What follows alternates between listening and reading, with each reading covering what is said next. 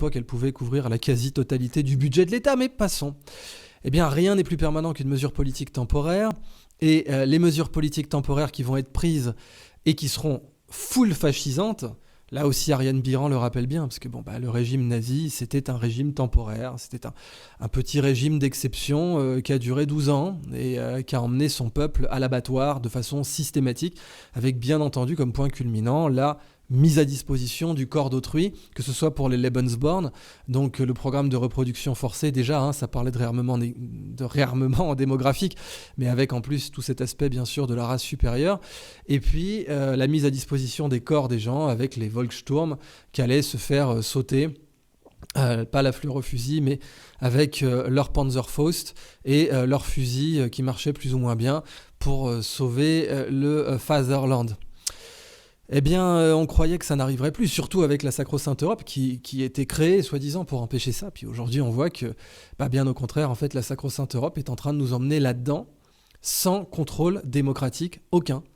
Donc la rhétorique est là, les généraux en parlent, la presse en parle, les parlements et les corps constitués en parlent, et puis ils nous exhortent lentement à nous sentir coupables, parce qu'il y a ça aussi, il y a la culpabilité, bien sûr. Pendant le Covid, c'était... Attendez, rappelez-vous la bonne rhétorique Arnold Schwarzenegger qui disait « Screw your freedom !»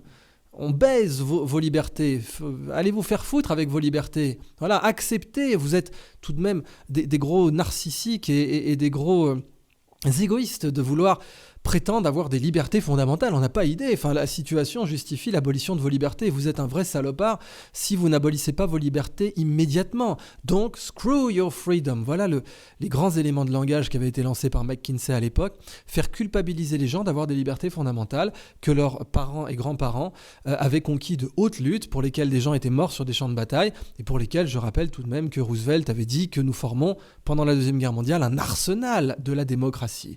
Eh bien, cet arsenal de la démocratie, ce camp de la liberté, ce camp du bien qui justifiait d'aller faire la guerre en Irak au nom des libertés, Operation Iraqi Freedom, rappelez-vous, ça devait être Operation Iraqi Liberation, mais ça aurait été malvenu puisque l'acronyme UTPLE, le mot oil, c'était pas une blague. Eh ben non, c'était Freedom. Donc au nom de la liberté, on est allé tuer des centaines de milliers de gens en Irak et faire des millions de déplacés et ravager des vies et des infrastructures et des nations.